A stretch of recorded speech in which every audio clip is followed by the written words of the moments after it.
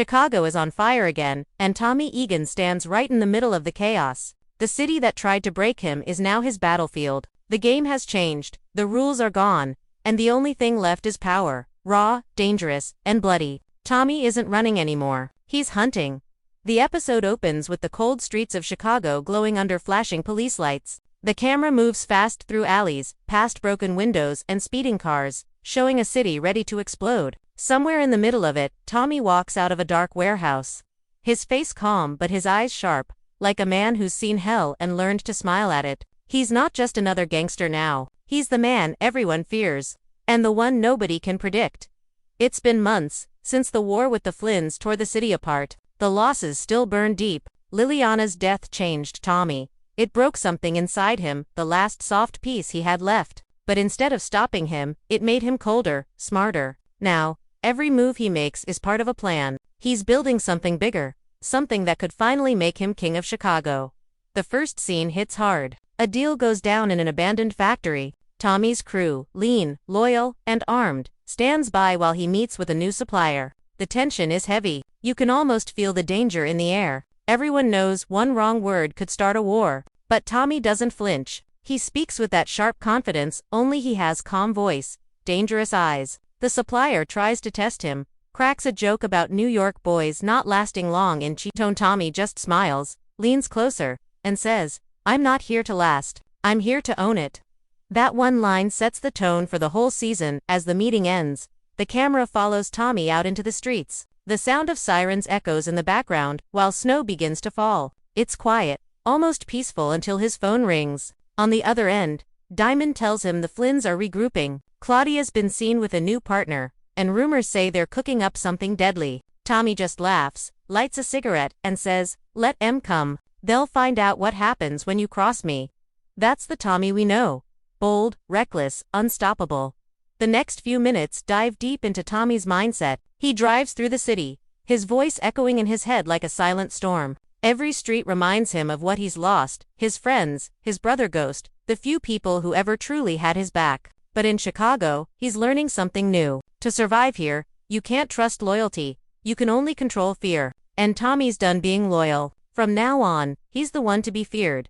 The cinematography captures that perfectly, wide shots of a city drowning in crime and power.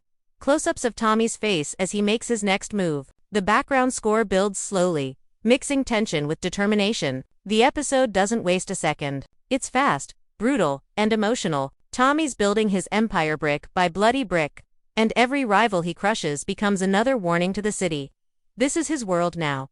The first act ends with a powerful moment. Tommy walks into an old garage where he once hid from the Flynns. He opens a metal case inside, a gun, a photo of Liliana, and a small chain that belonged to Ghost.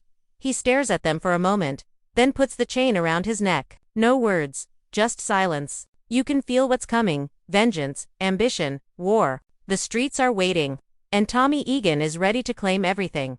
The sun never really rises in Tommy Egan's Chicago, it just hides behind smoke and sirens. The morning after the deal, the city feels tense, like the calm before a thunderstorm. Word spreads fast.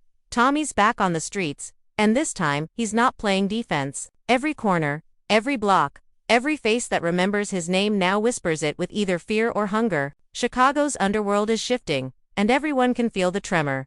Tommy knows it too. Power never comes without a price. And right now, that price is the Flynn family. Walter Flynn's death left a hole in their empire, and his children are fighting to fill it. Claudia wants control, sharp-minded and ruthless. Vic wants freedom, tired of blood and betrayal, but both want revenge against the man who burned their world to ashes. Tommy Egan.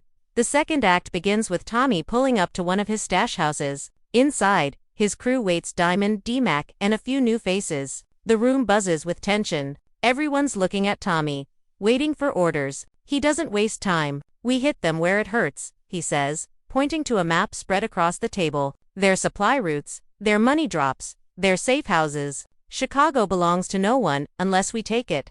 Diamond looks at him carefully. He's been through this game long enough to know how fast power turns to poison. He tells Tommy, "We ain't ghosts, man. You start another war. There's no walking away." Tommy just smirks. "I'm not walking away. I'm walking through." That line hits hard. You can see it in Diamond's face, the mix of respect and fear. Tommy's not trying to survive anymore. He's trying to conquer. The episode shifts to Claudia Flynn. She's in her father's old mansion. The air thick with cigarette smoke and silence. On the table in front of her, a small packet of a new drug, something she calls Blue Thunder. It's cleaner, stronger, and more addictive than anything on the streets. Her new partner, a slick investor named Marcus Vale, tells her it's the future. But Claudia isn't smiling. She wants revenge more than profit. Let Tommy build his empire, she says coldly. Then we burn it down. Back on the south side, Tommy moves fast. He's expanding, cutting deals with corners the Flynns ignored, buying loyalty from small crews, and promising protection in return. His network is growing, but so are his enemies. The police are watching, rivals are plotting, and somewhere in the shadows, someone new is watching Tommy, someone who knows more about his past than he should. In one powerful scene, Tommy meets with D-Mac under a bridge, trains roaring above them. The kid's restless, angry, desperate to prove himself. You keep telling me to chill, D-Mac says, but what's the point of building if all we do is hide? Tommy grabs him by the shoulder, looks him dead in the eye, and says, you build so you never have to hide again. It's one of those rare moments where Tommy sounds like a father figure, tough, protective, but broken inside. Then the storm hits. Late that night, one of Tommy's supply trucks gets ambushed. Bullets tear through the metal, crates explode, and 2 of his men go down. The attackers vanish before backup arrives. When Tommy sees the scene, he knows who did it. The message is clear. The Flynns are not backing down. Standing over the wreckage, he doesn't shout or curse. He just stares into the smoke and whispers, all right, then, let's make it war. The tension builds fast from there. The score rises, low drums, steady beats, almost like a heartbeat. Chicago becomes a chessboard of violence and vengeance. Claudia sends killers to disrupt Tommy's shipments. Tommy strikes back, taking one of her warehouses in a silent, brutal raid. No fancy words, no mercy, just chaos and control. By the end of the section, Tommy's empire is bleeding but alive. He's lost men, gained territory, and made it clear he's not afraid of anyone. The city feels alive with danger. Neon lights flashing against bloodstained streets. The sound of sirens echoing like war drums. In one last shot, Tommy drives through the city at night, headlights slicing through the fog. His voice echoes softly, Chicago wants to see who's got the heart to rule it. Let's show him. And just like that, the war officially begins. Every rival, every friend, every betrayal from the past is coming back to life. The Flynns think they can scare Tommy off. But they forgot one thing. Tommy Egan doesn't run from war. He is the war. The city is breathing smoke again. After the first gunfire, Chicago feels like it's holding its breath, waiting to see who moves next. But Tommy Egan doesn't wait. He strikes. The episode shifts into a faster rhythm now, blending chaos and control. The war has begun, and everyone knows it. Tommy's not just making plays. He's sending messages written in fear. The scene opens in a dimly lit bar, one of Tommy's new spots. The camera glides across broken bottles, bruised faces, and money on the counter. Tommy sits in the back booth, silent, studying maps and ledgers. Around him, the room hums with nervous energy. Diamond walks in, tension in his stride. It's getting hot, Tommy, he warns. You keep pushing like this, the whole city's gonna burn. Tommy looks up slowly, that familiar half-smile cutting across his face. Good, he says, let it burn. Then we build something real from the ashes. That one line sums up Tommy's entire mindset, destruction as rebirth. He's no longer chasing revenge for Liliana or trying to replace Ghost's shadow. He's trying to build his own kingdom, but the harder he pushes, the more the ghosts follow him. Cut to Claudia Flynn, cold, focused, dangerous. She meets with her brother Vic in their father's old warehouse. The tension between them is sharp enough to slice through silence. Vic wants out. He's tired of killing and burying people he once called friends. But Claudia's eyes are all fire. You don't walk away from this family, she snaps. Not when that snake's still breathing. Vic shakes his head, saying, you're turning into Dad. She stares him down, voice trembling but firm. No, I'm worse. Back at Tommy's garage, D-Mac and Diamond argue about strategy. D-Mac wants to hit back immediately after the truck ambush. Diamond wants to wait. Tommy listens, silent, his jaw tight. Finally, he stands and says, you both right, we hit back, but smart. I don't need fireworks. I need fear. He outlines a plan to target one of Claudia's major money lines, but not destroy it, hijack it. Let her see her product move without her. That's how you kill someone like Claudia. You take what they love and make it yours. That night, the heist plays out like something from a nightmare. The scene is quiet. No music, just the sound of engines and breathing. Tommy's crew moves like shadows through the docks. They cut the power, disable guards, and take over the shipment. But things go wrong fast. One of the new recruits panics and fires too early, alerting Claudia's men. Bullets fly, lights explode, and the whole dock turns into a war zone. In the chaos, Damac nearly gets hit. Tommy drags him out, furious and shaken. You can see the fatherly fear break through his usual coldness. "You ever freeze again?" he shouts. "I'll bury you myself." The words are harsh, but the emotion behind them is raw. He's terrified of losing another person he cares about. The audience feels it too. Tommy may be ruthless, but he's not heartless. That's what makes him dangerous. The aftermath of the heist shows both victory and loss. Tommy got the shipment, but the bodies on the ground remind him of the cost. The camera lingers on his face, the mix of triumph and exhaustion. He's winning the war, but he's losing pieces of himself. The scene fades to Claudia, standing over her empty warehouse, realizing what happened. She doesn't scream, she just stares into the darkness and whispers, "You think you're the only one who can play dirty, Tommy." The next morning, word spreads across Chicago. Tommy Egan just robbed the Flynns blind. The streets buzz with stories, half in awe, half in fear. Some call him a legend, others call him a curse. But Tommy doesn't care about either. He's in his element: chaos, blood, control. Then comes the twist. As Tommy celebrates the win, Diamond pulls him aside. He's been hearing whispers. Someone inside their circle has been feeding information to the Flynns. Tommy freezes. "Who?" Diamond hesitates, then says, "I don't know yet, but whoever it is." They close. The camera zooms in on Tommy's eyes, narrowing with quiet rage. "Then we find M," he says coldly, "and we make an example." The episode slows down for a moment here. The calm after the storm. Tommy drives alone through the city, headlights slicing through fog. His thoughts run wild: trust, betrayal, survival. He's building an empire surrounded by enemies and ghosts. But for the first time, he seems almost at peace with it. The voiceover would echo something like, "In this city, you don't lose by dying, you lose by hesitating." As the scene fades, a mysterious car follows him from a distance. Inside, a man watches Tommy through the windshield. We don't see his face, just a glimpse of a tattoo and a ring. Whoever he is, he's connected to Tommy's past. The suspense builds, and the camera cuts to black dot by the end of section 3.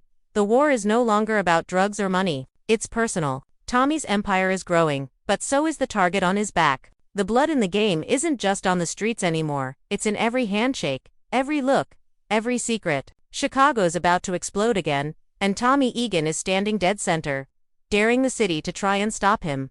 The city never sleeps after blood spills. Chicago's skyline glows red under the night, neon lights reflecting off puddles where yesterday's war was fought. Tommy Egan sits alone in his car, engine off, cigarette burning low, mind racing. The streets are quiet, too quiet. In this world, silence doesn't mean peace, it means someone's planning something. And Tommy knows one thing for sure: there's a traitor among his own.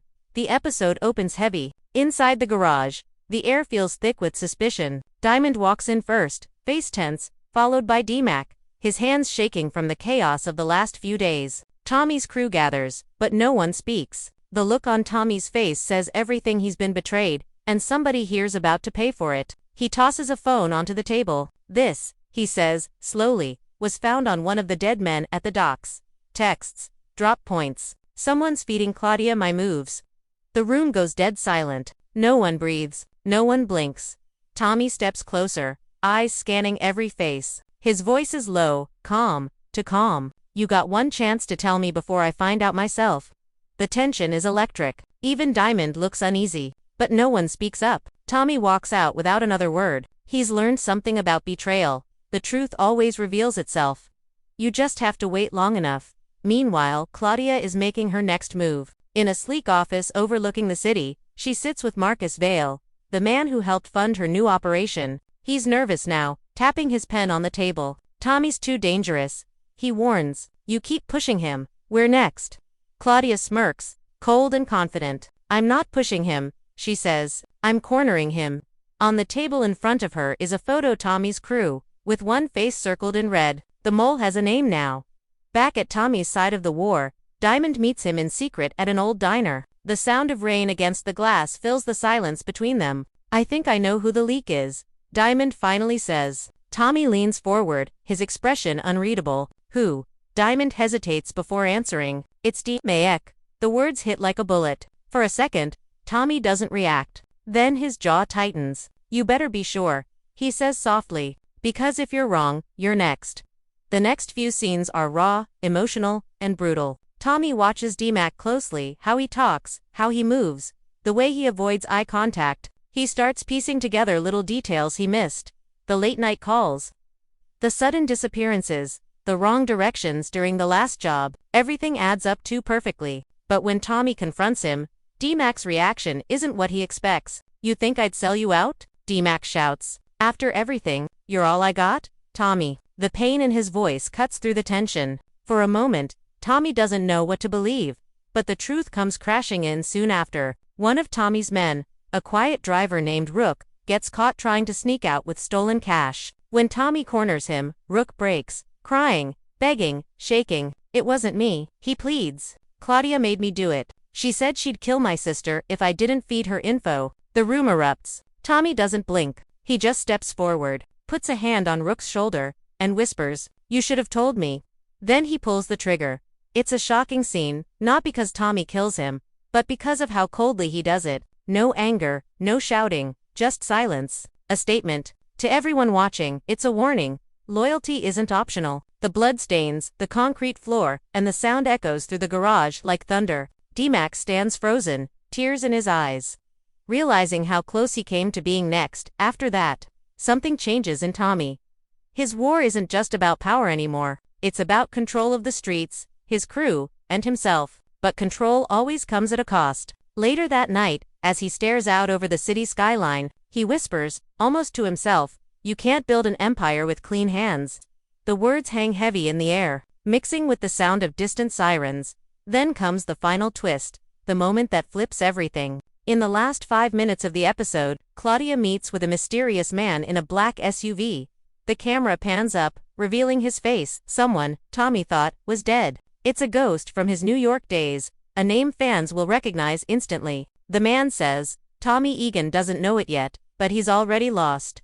Claudia smiles, shaking his hand. "Then let's finish what he started." The screen cuts back to Tommy, standing on a rooftop, the wind whipping through his hair. He looks out at the city below, his city, and you can almost feel the storm brewing again. His empire stands tall, but cracks are already forming beneath it. Friends are turning into enemies. Enemies are rising from the dead, and the line between loyalty and survival is disappearing fast. The last shot is simple, yet powerful. Tommy's face lit by the glow of the city, eyes cold, cigarette burning slow. He whispers one final line before the screen fades to black. "They think they can take my city. Let's see how long they last breathing in it." And just like that, the episode ends. No music, no dialogue, just silence and tension. The war for Chicago has only begun, and Tommy Egan has never been more dangerous, more broken, or more determined to burn the city down if it means ruling the ashes.